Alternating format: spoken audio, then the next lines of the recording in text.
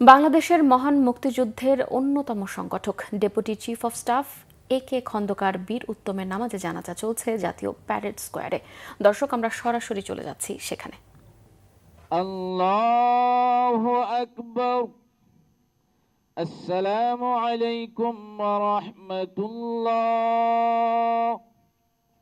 আসসালামু আলাইকুম ওয়া রাহমাতুল্লাহ। পুষ্পস্তবক অর্পণ করার জন্য